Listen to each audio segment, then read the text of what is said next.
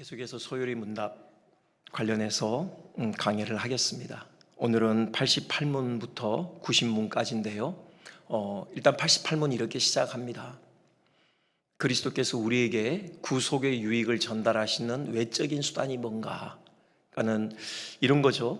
예수님께서 십자가에 못 박혀 죽으시고 부활하심으로 우리에게 구원이라는 선물을 마련해 주셨어요.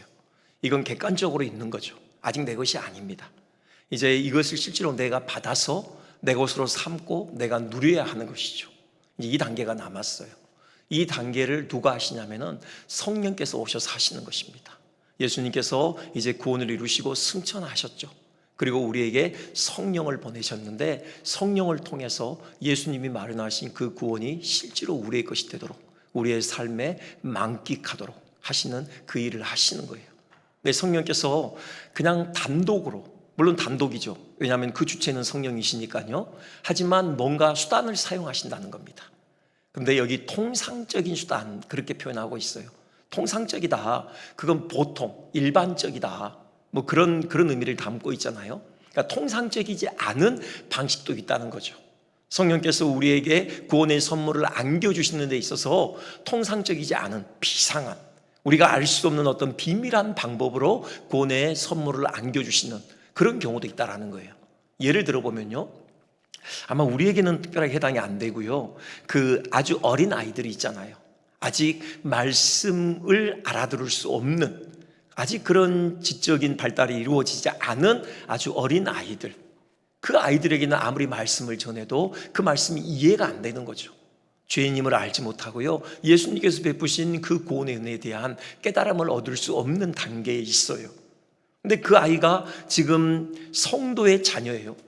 그러면 만약에 그 아이가 말씀을 깨닫지 못하는 가운데 그만 하나님의 부르심을 받았다고 생각해봐요. 이 세상을 떠났다고 생각해봐요. 그런 경우에 말씀을 알지 못했기 때문에, 아직 그가 인격적으로 예수님을 영접할 기회가 없었기 때문에, 그러면 그는 천국에 가지 못하느냐? 그게 아니라는 거죠. 성도의 가정에 태어나게 하신 한 그는 하나님의 창세전에 작정한 하나님의 자녀이다 라는 것을 우리가 기본적으로 확신하는 거죠. 그 사실에 근거해서, 그 믿음에 근거해서 우리가 유아 세례를 주잖아요.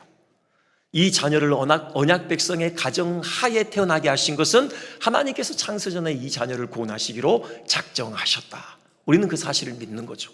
그렇다면 이런 경우에는 말씀을 깨달을 수가 없잖아요.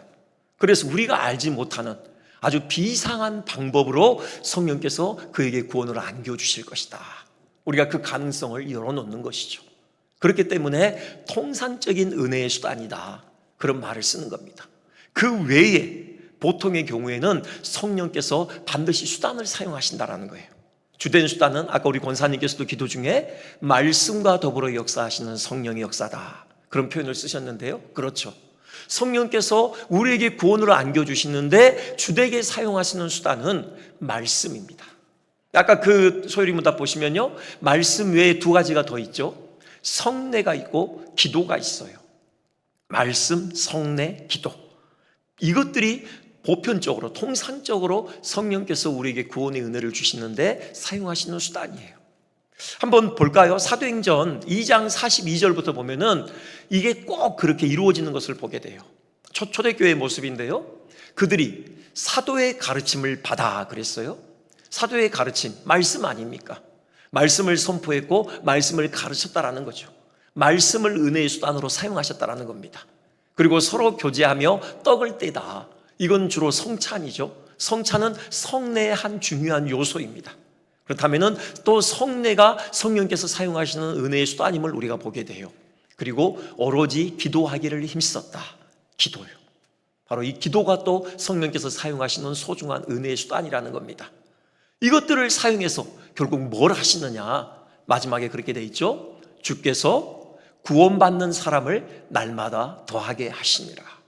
예수님께서 마련하신 그 구원의 은혜가 실제로 우리 각 사람의 것이 되도록 성령께서 역사하신다라는 겁니다. 그걸 말씀과 성례와 기도를 통하여 역사하신다. 이 사실을 우리가 초대교회의 모습을 통해 분명하게 확인하게 돼요. 근데 이제 중요한 것은 제일 처음에 나온 게 뭐죠? 말씀이에요. 이 세 가지 중에 가장 중요한 게 말씀이에요. 말씀을 제쳐놓고 성례, 말씀을 제쳐놓고 기도만 하면요, 자칫 그것이 정당한 은혜의 수단으로 사용되지 못할 가능성이 있어요. 이상한 곳으로 빠질 가능성도 있는 것입니다. 반드시 말씀이 전제가 돼야 돼요.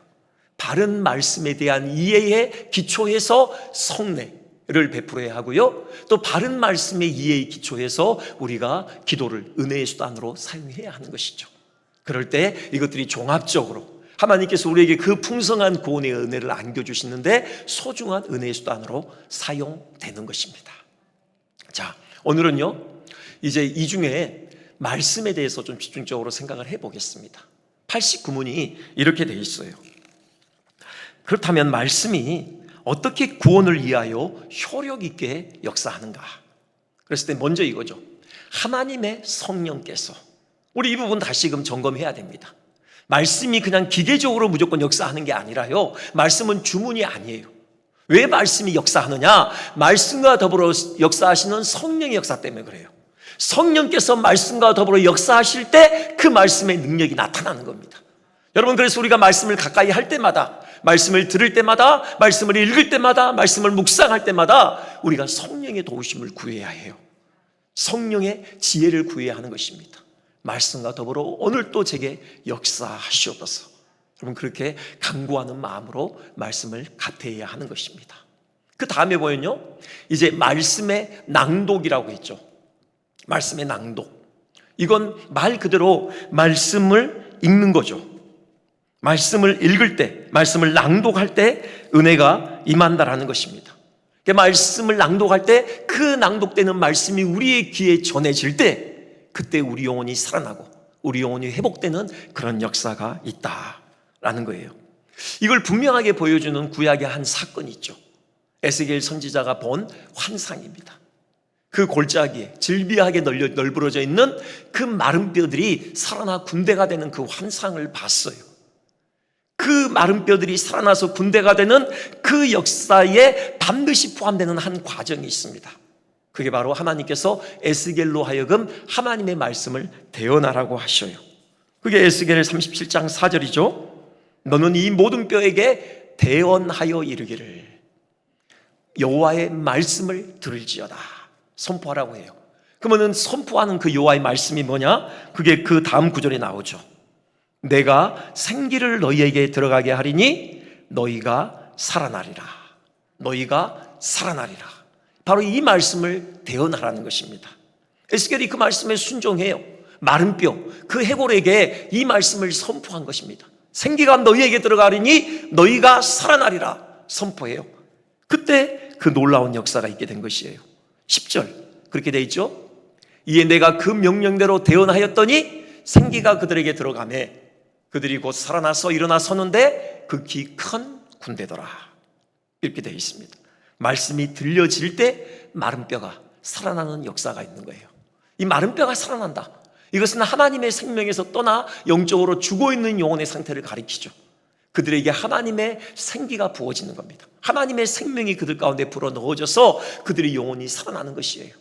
또 이미 하나님의 생명이 있다고 하더라도 오랜 시간 영적인 침체 가운데 있는 그 영혼들, 생기가 없고 메말라버리는 그 영혼들이 다시금 하나님의 생기와 생명력이 부어져서, 활력이 부어져서 생명력을 발휘하는 그 상태에 이르게 된다는 거죠.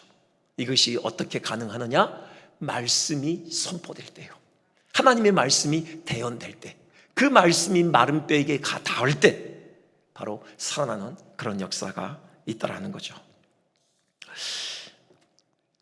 우리가 몇 주 전에 공동체 성경 읽기라는 이런 주제로 우리가 함께 누가복음과 사도행전을 읽었어요. 앞에서 낭독자들이요 말씀을 낭독했고 우리는 그 낭독을 귀로 들으면서 우리 눈으로 따라 읽었죠. 제게는요 정말 행복한 시간이었습니다. 너무 소중한 시간이었어요. 마음에 감동이 있었습니다. 그러면서 앞으로 좀 이런 걸 자주 했으면 좋겠다. 좀 정기적으로 그렇게 긴 시간을 할애하지 않더라도 그냥 성경 한 권 정도 골라서 그렇게 앞에서 낭독하고 우리 귀로 들으면서 우리 눈으로 따라 읽는 이런 소중한 시간들이 우리 교회에 많았으면 좋겠다. 전 그런 생각을 했습니다. 여러분 복된 시간인 것 같아요. 여러분 그 시간에 그렇게 말씀이 낭독될 때 그 낭독되는 말씀이 우리의 영혼에 들려질 때 우리 영혼이 소생하는 겁니다. 살아나는 것이에요. 우리 교회 집사님들 중에 자녀들에게 말씀을 읽어주는 분들이 있습니다. 정말 좋은 습관 같아요. 여러분, 자녀들이 잘 때 그때 아이들에게 말씀을 계속 읽어줘요. 그럼 그 아이들은 어머니가 읽어주는 그 말씀을 들으면서 잠자리에 드는 겁니다. 저는 이게 너무나도 소중하다고 생각해요. 이 아이들이 그런 시간이 축적될 때 그 아이들의 영혼이 어떻게 살아날 것인가, 여러분 기대가 돼요. 여러분, 할 수 있으면요, 우리 자녀들에게 말씀을 읽어줬으면 좋겠어요. 어린 자녀는 어린 자녀대로 말씀을 읽어주고요, 장성했더라도 여러분 말씀을 또 이렇게 읽어줄 때 어쨌든 그 아이들의 귀에 말씀이 들려질 것 아닙니까? 그 말씀이 그 영혼을 살리는 역사를 반드시 이루어낼 것입니다. 그 다음에 보면요, 말씀의 낭독 다음에 특히 말씀을 설교하는 것이라고 되어 있죠. 말씀을 설교하는 것. 그러니까는 설교라는 것은 말씀을 푸는 거죠. 그 말씀의 의미가 무엇인지 해석해내는 거죠. 그리고 우리의 삶에 적용하는 것까지를 또 포함할 수 있겠죠. 어쨌든 말씀을 풀어서 설명하는 것, 이게 설교의 중요한 또 구성 요소죠. 이것까지도 성령께서 효과적인 수단으로 사용하신다는 겁니다. 그러니까 말씀을 푸는 것, 이 설교도요, 큰 틀에서 말씀이다, 그렇게 성령께서 인정하시고 그 말씀과 더불어 역사하신다라는 거죠. 이걸 잘 보여주는 게 그 엠마오로 가던 두 제자 아닙니까? 여러분, 누가복음 24장 32절, 예수님께서 길에서 그들을 만나셔서 말씀하셨어요. 그리고 성경을 가지고 그 말씀을 풀어주셨습니다. 그때 그들의 고백이 이거예요. 우리 속에서 마음이 뜨겁지 아니하더냐. 예수님께서 그 말씀의 의미가 무엇인가를 풀어서 세세하게 설명할 때 그 설명과 더불어 성령께서 역사하셔서 그들의 가슴을 뜨겁게 달궜다라는 거죠. 여러분, 그런 거룩한 부담감이 있습니다. 설교 단상에 설 때마다요, 우리 모든 교육자들이 다 그럴 거예요. 여러분, 다 기도하고 올라옵니다. 왜요? 우리가 아무리 큰 소리 쳐봤자 여러분, 그냥 우리의 목소리만 전달된다면은 여러분, 이 설교가 힘을 발휘하지 못하죠. 이 설교와 더불어 성령께서 역사하시기를 간절히 사모하는 마음으로 이 자리에 섭니다. 여러분, 이 선포를 통하여, 이 설교를 통하여 성령께서 역사하실 때 우리의 가슴이 뜨거워질 것입니다. 우리 영혼이 살아나는 그런 역사가 있게 될 것이에요. 그 다음에 보면요, 자, 이렇게 말씀의 낭독, 그 다음에 말씀을 설교하는 것, 이걸 통해서 성령께서 우리에게 구원의 은혜를 덧입혀 주시는데 그 과정에 대해서 이 소리 문답에 또 설명하고 있습니다. 이렇게 돼 있죠. 죄인을 설복하고 회개시키시며, 그렇게 돼 있어요. 죄인을 설복하고 회개시키신다. 회개죠.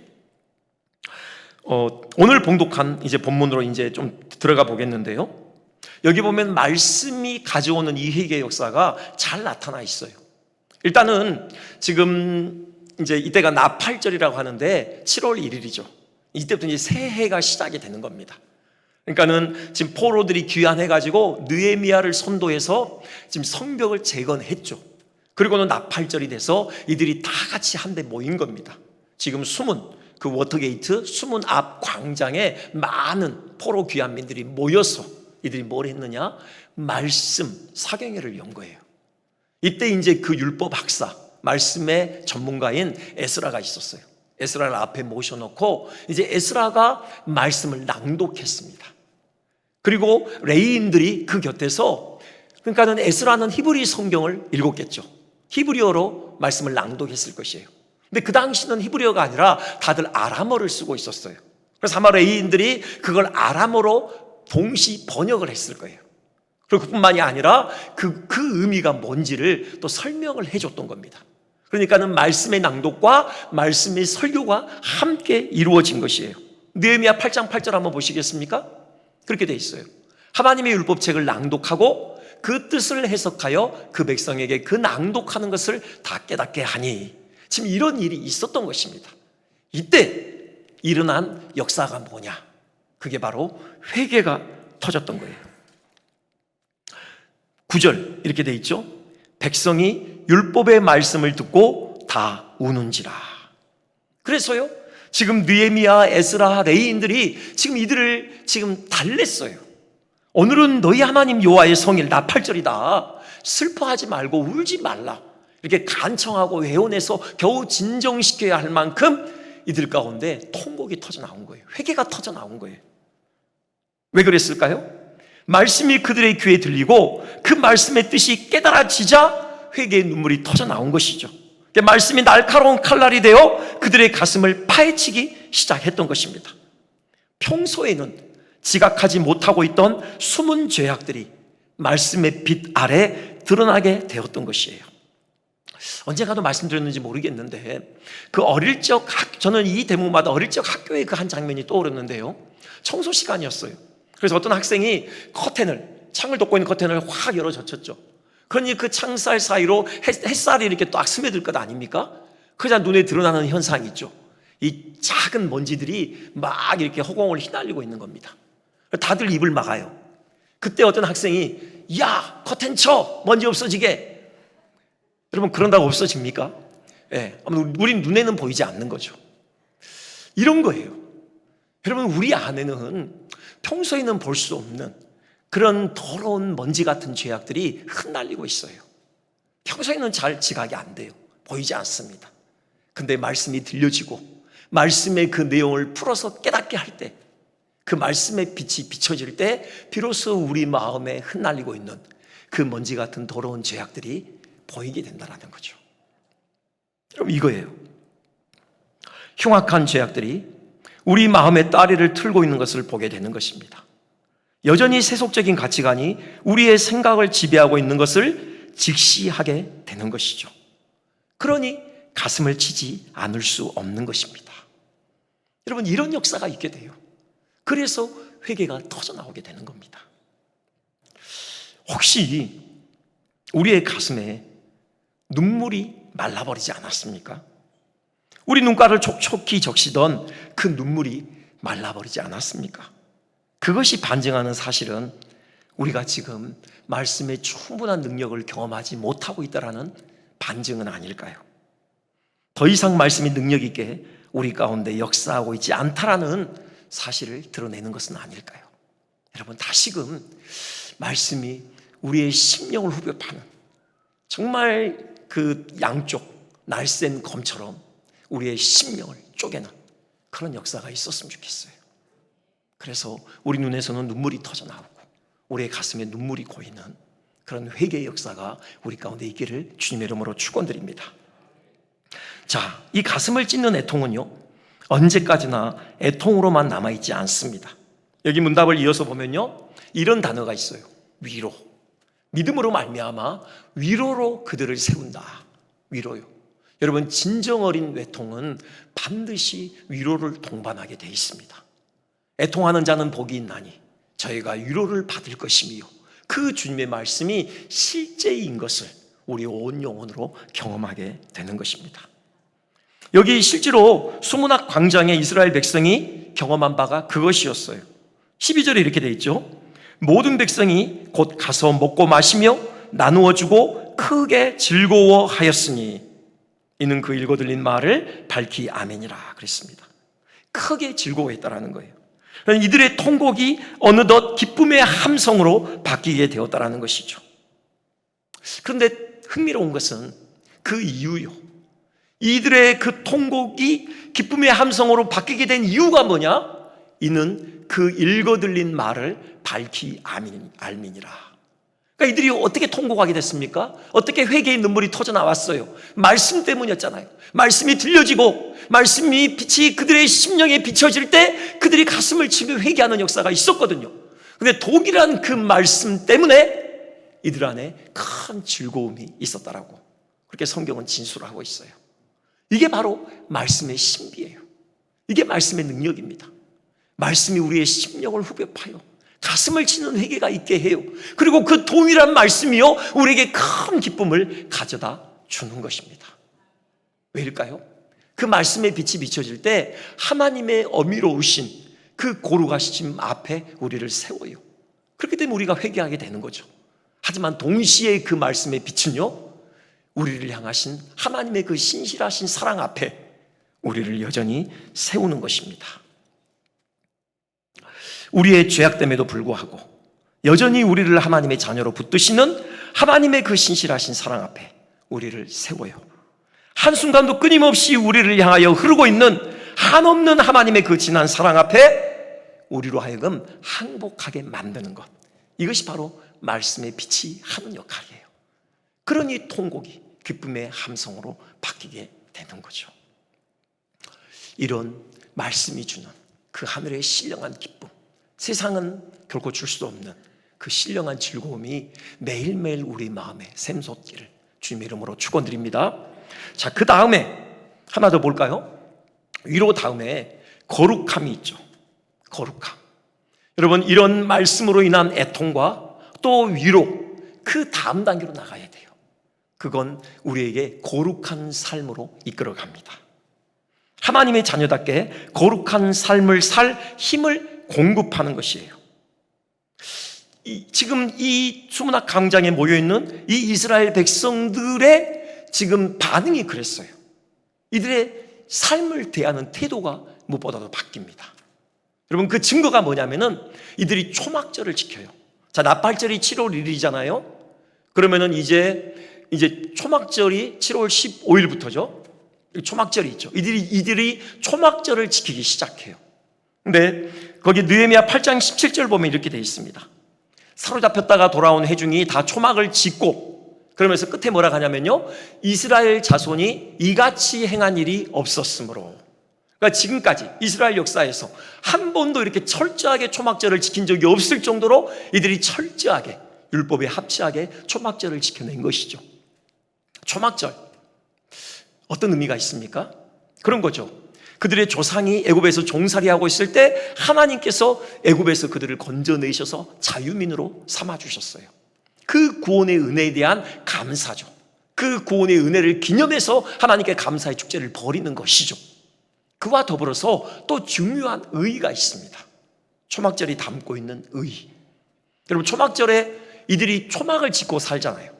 일주일 동안 나뭇가지로 움막 같은 거 만들어서 뭐 집의 옥상이든지 길거리든지 광장이든지 뭐 성전 뜰이든지 이렇게 초막 만들어 놓고 거기서 일주일 동안 살거든요. 그러면서 그들이 온 마음과 영혼으로 고백하는 게 있어요. 이 땅에서의 삶은 이 장막에 거하는 것과 같습니다. 이 땅에서의 삶은 일시적인 것입니다. 우리는 나그네의 삶을 살아가고 있습니다. 우리의 진정한 본향은 저 영원한 하나님의 나라입니다. 우리는 그 본향을 향하여서 나그네의 여정을 걸어가고 있습니다.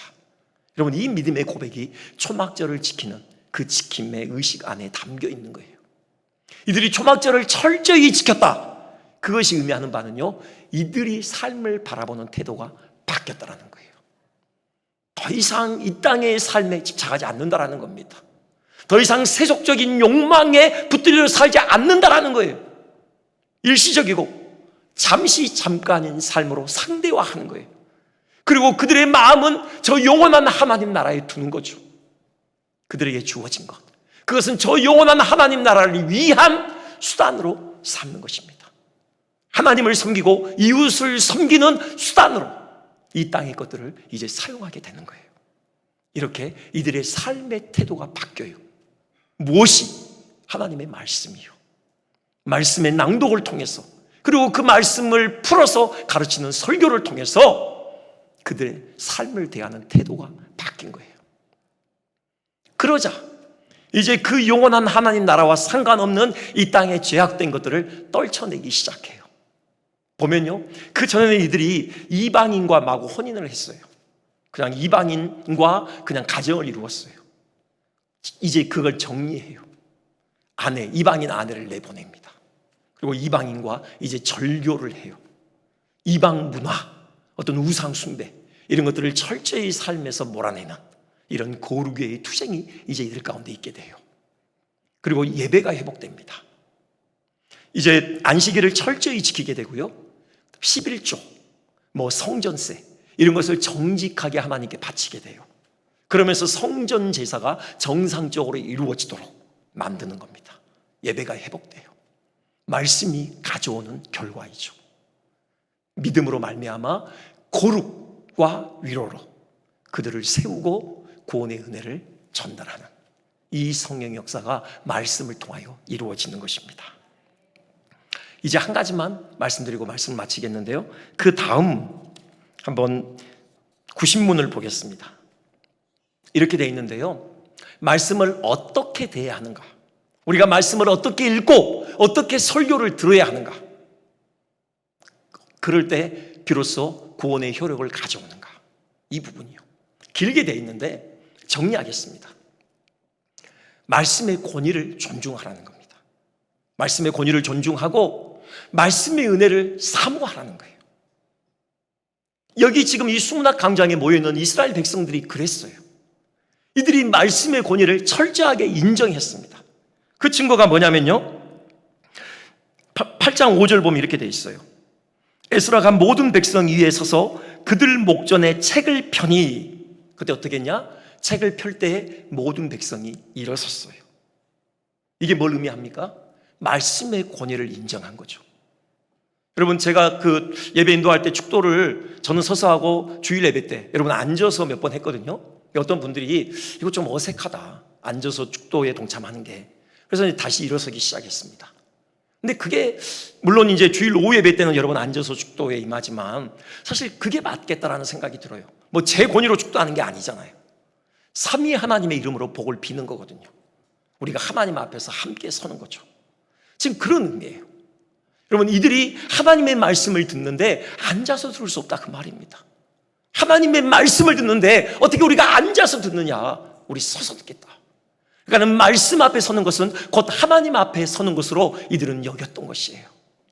여러분, 그 증거가 있습니다. 8장 6절 보면 이렇게, 에스라가 위대하신 하나님 여호와를 송축해요. 그때 모든 백성이 손을 들고 아멘 아멘으로 응답하죠. 그리고는요, 몸을 굽혀 얼굴을 땅에 대고 여호와께 경배하니라, 그렇게 돼 있어요. 이들은 말씀 앞에 서는 걸 곧 하나님 앞에 서는 것으로 여겼어요. 에스라가 말씀을 낭독하지만 하지만 하나님께서 그들에게 직접 말씀하시는 것으로 그들은 인정했던 것입니다. 그렇기 때문에 그 말씀에 대한 권위를 인정하고 정말 경외하는 마음으로 그들이 말씀을 받았던 것이죠. 여러분, 이게 필요합니다. 말씀의 권위를 존중하십시오. 말씀이 선포될 때마다 하나님께서 우리에게 말씀하시는 것으로 여러분 그렇게 여기셨으면 좋겠습니다. 하나 더요, 말씀의 은혜를 사모하십시오. 여러분, 이들이 얼마나 말씀에 집중했는지를 보게 돼요. 여기 느헤미야 8장 3절 끝부분에 보면 이렇게 되어 있습니다. 무엇 백성이 그 율법책에 귀를 기울였는데, 그들의 귀를 선포되는 율법에, 그 낭독되는 말씀에 주었다라는 겁니다. 말씀에 집중을 했어요. 근데 이 시간이 얼마냐? 여러분, 앞에 나오죠? 수문학 광장에서 새벽부터 정오까지, 동뜰 때부터 시작이 됐어요. 정오면 12시 아닙니까? 적어도 6시부터 시작했더라도 12시까지면 6시간 이상을 이들이 서서 하나님의 말씀에 집중했던 것입니다. 이들이 얼마나 말씀을 사모했는지, 얼마나 말씀의 은혜를 사모하며 말씀 앞에 집중했는지를 볼 수 있는 내용이에요. 시기도 중요하죠. 아까 그랬죠? 성벽 재건이 끝나고요, 포로스 아직은 식민지 밑에 있지만 그래도 그들에게 일정 정도의 자유가 주어졌고요, 이제 성벽 재건을 통해서 이제 어느 정도 안온한 삶이 그에게 주어졌어요. 그들이 이제 수문학 광장에 모여서 니나노 뭐 영을 즐겼냐? 아니죠. 그들이 왜 모였습니까? 하나님의 말씀을 듣기 위해서요. 우리에게 있어서 더없이 소중한 것이 말씀이다.